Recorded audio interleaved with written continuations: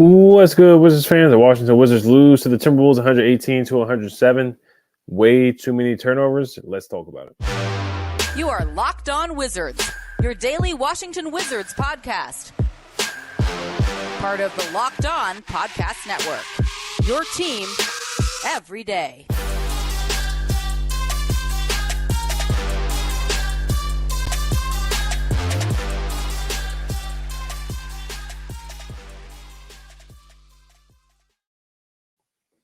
So I want to thank you guys for making Locked On Wizards your first listen every day. We are free and available wherever you get podcasts. Today's episode is brought to you by PrizePicks, the easiest and most exciting way to play daily fantasy sports.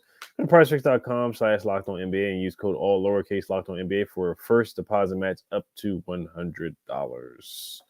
All right, Brandon is on the injury report. He is out tonight. He will most likely be back tomorrow night for the game against the Jazz. So going solo tonight for sure. So let's get into this game. 118-107. Just way too many turnovers. The Wizards had 21 turnovers compared to the Timberwolves 7 turnovers, and they had 32 points off of turnovers. You just can't win like that against a good team like the Timberwolves. The Timberwolves are 31-13. They are the best defensive team in the NBA at this point. Just too much talent with Anthony Edwards, Karl Towns, Gobert. You give those guys so many opportunities to score. They're going to score in transition. Same thing, McDaniels, Walker Alexander, guys like that, Nas Reed. So you lose the turnover battle like that, 9 times out of 10, or really 10 times out of 10, you're going to lose. They also gave up 60 points in the paint. We had 50. We gave up 60. They did a better job rebounding the ball today. We actually beat the Timberwolves in the rebounding category, 49-48. Now, we can talk about the last couple possessions of the game. I know, looking at the comments already, a lot of people are giving Jordan Poole a hard time. They were down by 7. He shot a pull-up 3. He missed it. And then we had another possession where we were down by 7 again, or really around 8. I can pull up the play-by-play. He missed a shot, and we did get the offensive rebound. He missed the first shot that he missed when he got that off. I'm putting up the play-by-play here, really just to get it down. So yeah, he missed a 23-foot 3-point shot. We were down 113-104. Marvin Bagley got the offensive rebound with 1 minute. And the game was kind of out of reach, but still it was kind of within. You just never know what happens if we hit a 3. We foul, they missed a free throw. You could never know what happened, or we force a turnover or something like that. Jordan Poole, he missed the driving layup. So first, he misses I'm pulling up right here. Yeah, he misses the 31-foot 3-point shot with 2 minutes and 55 seconds left to go. We're down 109-102. Anthony Edwards gets the rebound. We actually get the ball back. Marvin Bagley gets a steal, and he misses the first free throw, and then he misses the second free throw. So that was huge, too, down the stretch, too. Marvin Bagley got that steal. He stole the ball from Anthony Edwards. He misses both free throws when Rudy Gobert fouls him on the fast break. He missed both free throws. So that was huge on Marvin Bagley, too. Marvin Bagley did not shoot he was not good from the free throw line again. Marvin Bagley had a great game overall. Another double-double, 14 rebounds, 17 points, 14 rebounds. Marvin Bagley's been a heck of a pickup. He's been a steal. That was a steal of a trade. That was a heck of a trade. To trade for Marvin Bagley, to trade Muscala and Gallo for Marvin Bagley, Livers, and 2 second-round picks. That was just a steal of a trade. Bagley's done a heck of a job rebounding the ball and scoring. A lot of putbacks again this game. So I thought he had a great game overall, but the free throws hurt. The Jordan Poole pull-up 3 hurt. And then also the 2 missed free throws from Marvin Bagley hurt down the stretch for sure. And then Jaden McDaniels misses a 25-foot 3-pointer. Anthony Edwards gets the offensive rebound. Then Anthony Edwards misses again. And then Rudy Gobert gets the offensive board, and they score 111-102. Tyus Jones makes a layup to go make it 111-104. Anthony Edwards makes a driving layup to make it 113-104. Then Jordan Poole misses the driving layup. Bagley gets the offensive board. Then Jordan Poole shoots another 3 in the corner, a 23-foot 3-point jumper when we're down 113-104. He misses that shot where you could have got a better shot. If he makes the shot, we're like, yeah, it's a Jordan Poole shot again, where it's like, no, don't shoot it. But if he makes it, just like, yeah, that was a good shot, kind of shot. That's a lot of the shots that Jordan Poole has taken. Sometimes down the stretch, and Kyle Kuzma's done that a lot too, where he's taking a lot of tough shots down the stretch for sure. So that's just my breakdown with the last part of the game. Just looking overall, I thought Deni played really well. He went 4 for 5 from the 3-point line. So I thought he had a great game overall.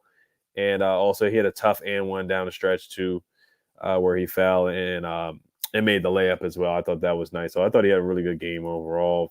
24 points, 6 boards, 6 assists, 4 for 5 from the 3-point line, 7 for 12 from the field.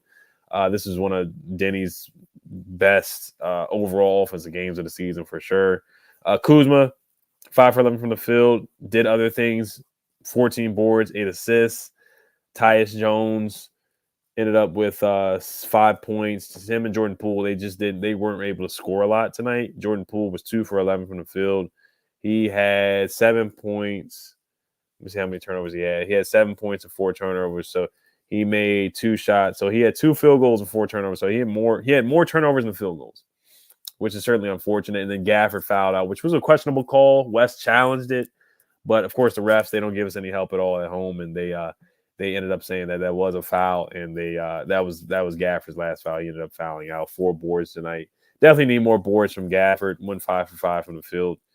And who else in that starting lineup? But Bagley, I thought he played really, really well. 17 points, 14 boards, and 7 for 8 from the field as well. 15 boards. I'm sorry, Bagley. 15 boards, not 14, but 15.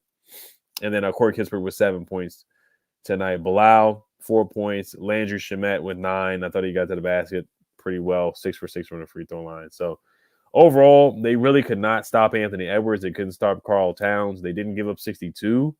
Gobert had a double-double, but at the end of the big part is that they could not stop Anthony Edwards from getting to the basket. When Anthony Edwards wanted to get his shot or create a shot for himself, Anthony Edwards was certainly able to do that, and that was a big part of the loss right there too. Anthony Edwards putting up 38 points. I mean, he's just a talented player, man. He's a darn good player. He's an all-star. He's going to be really good for years to come. So it's not easy stopping Anthony Edwards. And then Karl Towns came off a 62-point game the other night against the Hornets, and he had 27. So, excuse me, Gobert ends up with 19 and 16. So, it just came down to turnovers and just getting stops. They weren't able to get stops when they needed it, and then shot selection down the stretch certainly didn't help the Wizards' case either at all. So, we're gonna get into more into the game a little bit. We're actually gonna get into a preview of the Jazz game, and then we're gonna read comments and we're gonna wrap it up for tonight because I will be seeing you guys tomorrow. So before we get into the Jazz preview, we got a quick word from Hungryroot. Today's episode is brought to you by Hungryroot. Trying to eat a little healthier in 2024, Hungryroot is here to rescue you from short-lived resolutions by making meal planning easy and nutritious. Build healthy habits that won't disappear by February with Hungryroot. Whether you're braving the cold or dealing with crowds, grocery shopping this time of the year is the worst. Why not stay home and let Hungryroot handle it? With Hungryroot, you can kickstart a week of healthy eating and get groceries delivered right to your door. Hungryroot will recommend recipes and groceries based on your tastes. Take their suggestions or choose anything you want. They got fresh produce, high-quality meat and seafood, pantry staples, healthy snacks and sweets, and much more. Hungryroot goes beyond your weekly grocery haul with thousands of easy recipes that actually put your groceries to good use before they get forgotten in the back of your fridge.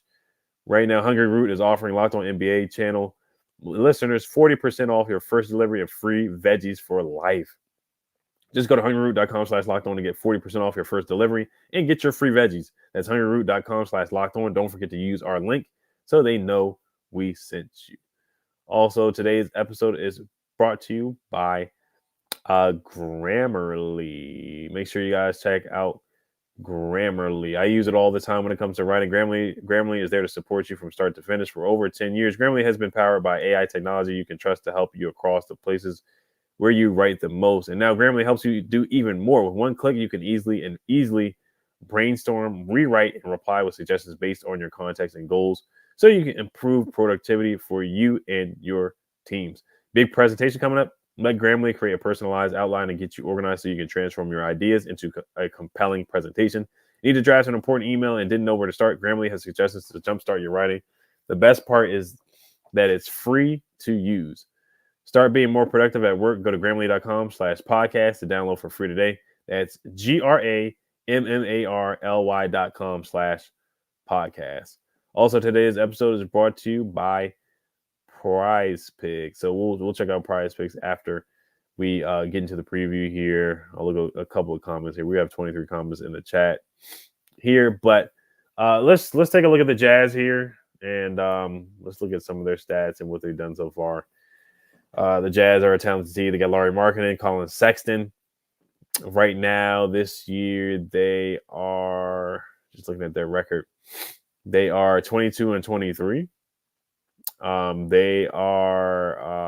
They do have a chance to be the play-in this year, but right now they are 23rd in points per game. Colin Sexton, Lauri Markkanen, Walker Kessler, they have a good team.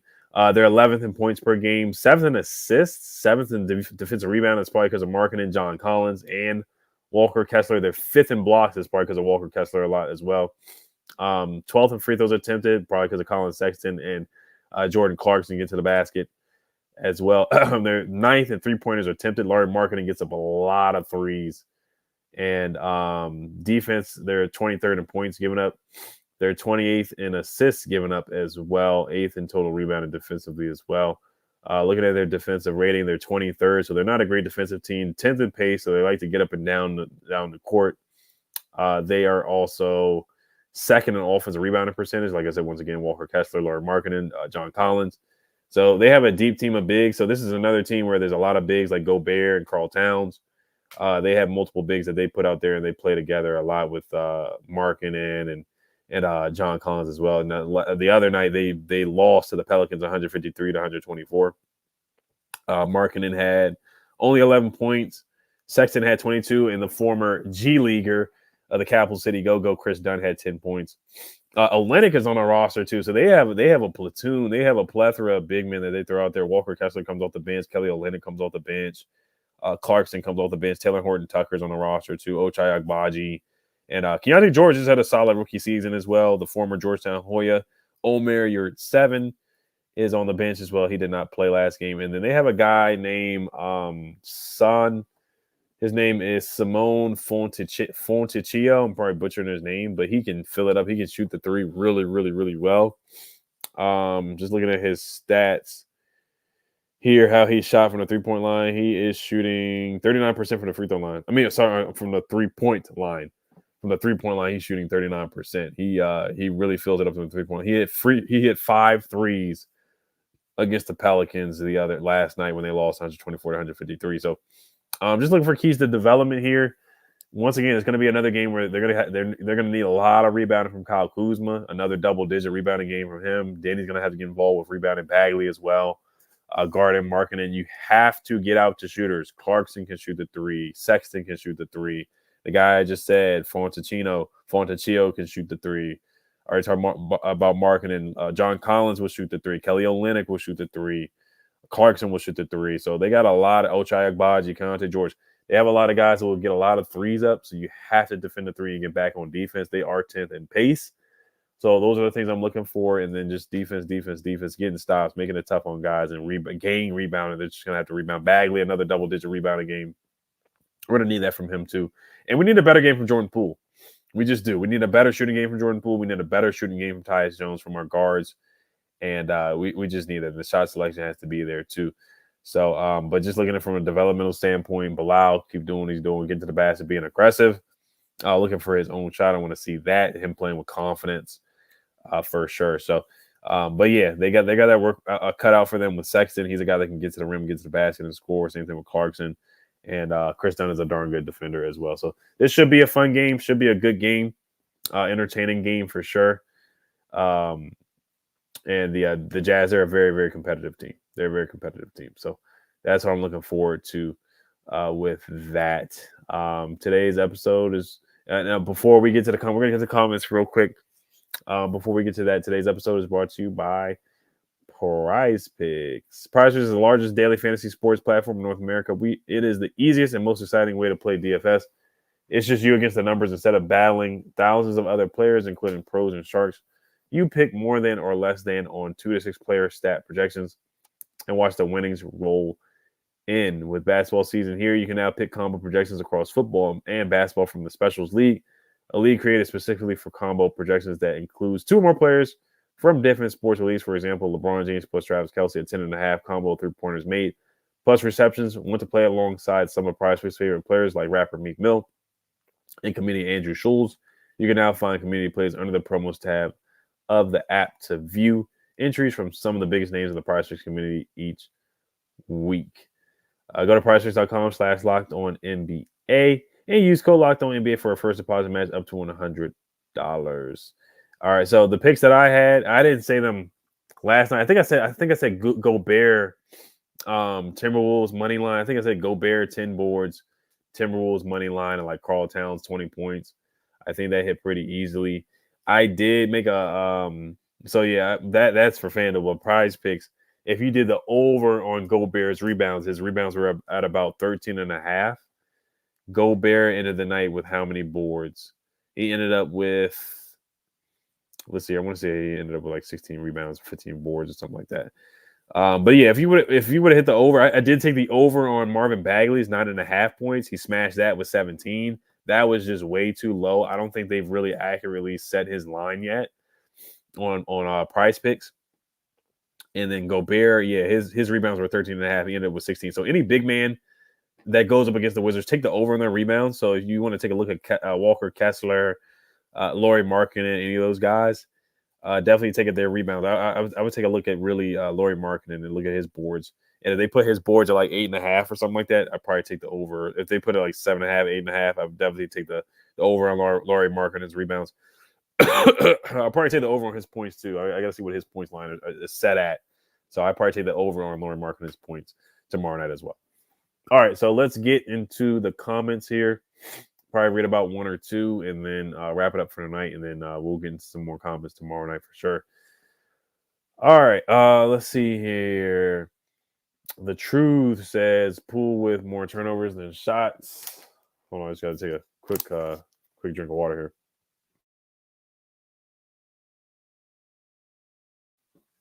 here. More turnovers than shots. Yeah, he did, unfortunately. And just some of the shot selection down the stretch of the game in the clutch was a little questionable. Like I read out the play-by-play where, we got the offensive rebound. He took a quick three. I get it. Time is flying. You got to knock down a shot, but maybe he could have went to the basket and got a two, went to the basket and dished it off or something like that. And then the pull-up three, I think that's the one that everybody's really more upset about, is the pull-up three that he took earlier when we were down by 7. That one definitely didn't help the Wizards' case. Definitely didn't help the Wizards' case to win the game. All right, DMV for life says, our starting center had 4 rebounds. Get Gafford out of DC. He's soft. Start Bagley ASAP. I wouldn't call him soft, but 4 rebounds. He definitely has to have more than that. He did foul out. He was in foul trouble. Bagley has come in, and man, he's been a man. He's been a man among his boys, honestly, out there at times. Excuse me, with 17 points, 15 rebounds. He's just been a menace on the boards. The broadcaster talking about his quick jumping.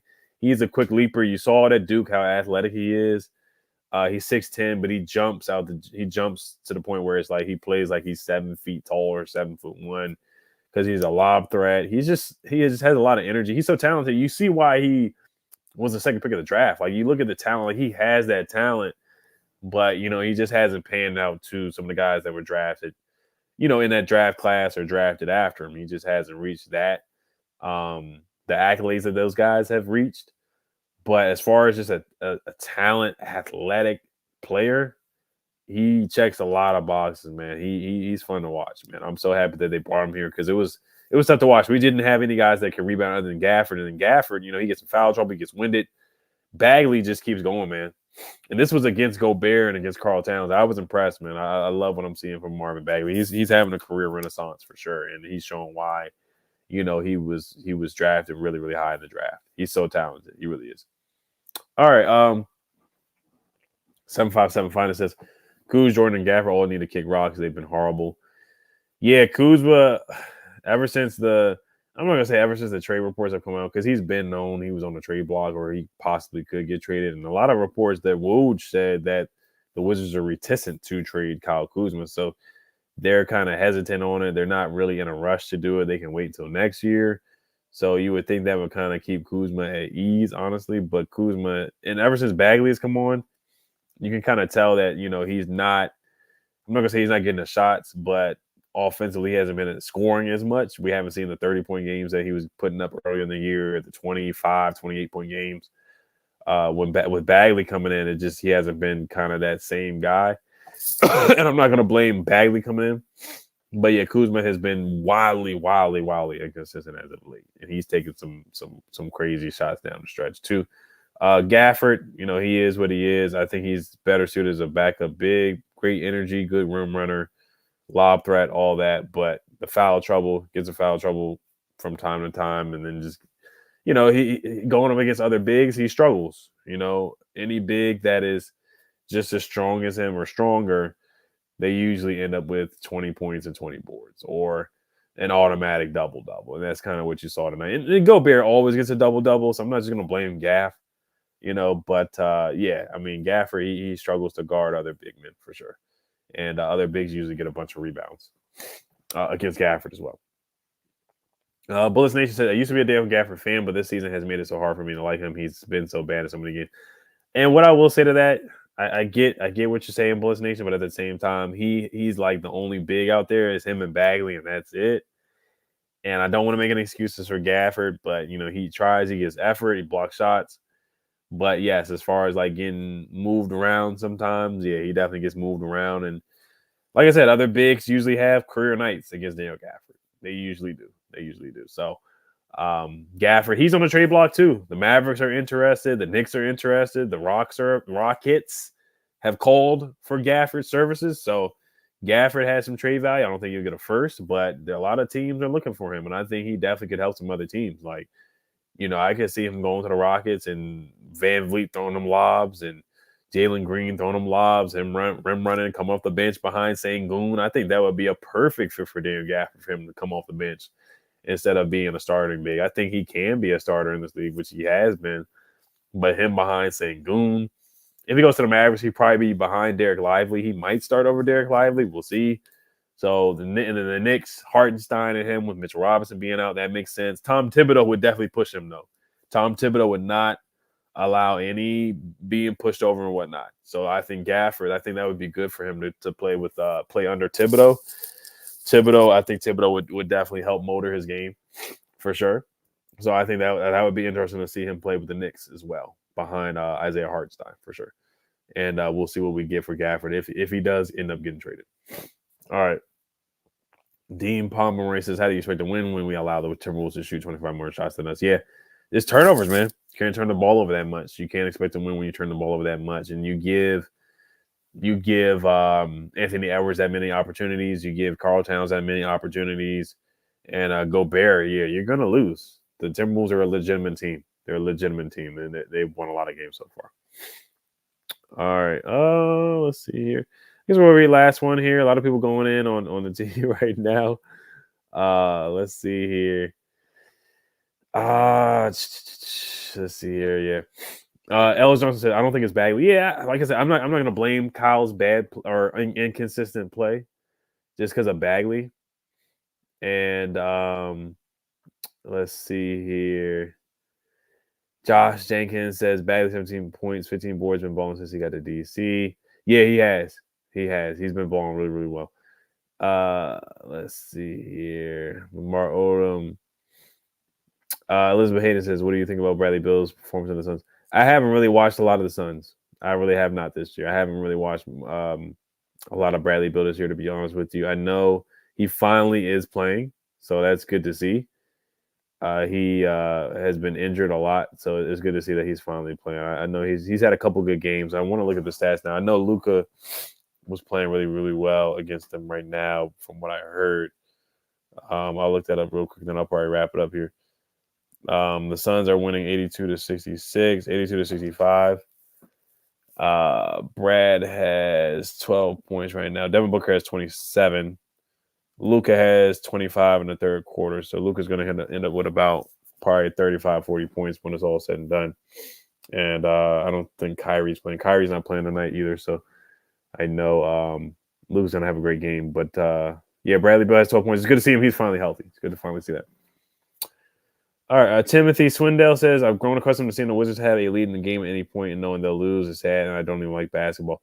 Yeah, I mean, they were up by 6. 6 was their largest lead. They did not have a large lead like they usually do. They weren't up by like 15, 20 points like we've seen them before. But yeah, they you know, it kind of knew they were going to lose this game tonight as well. All right, so we're going to wrap it up tonight, and we're going to see you guys tomorrow. I'm going to see you guys tomorrow night as we play the Utah Jazz on a back-to-back. So should be a lot of fun. We'll see how the Wizards play against the Utah Jazz tomorrow night, 7:00 Eastern. I'll probably be on with you guys at about 9:30. So I just want to make sure you guys subscribe, hit the notification bell as well, and check me out tomorrow. Hopefully Brandon is back on the off. Hopefully he's off the injury report, and he's back tomorrow night. So make sure you guys subscribe, hit the notification bell as well. Hell to the Wizards. Peace.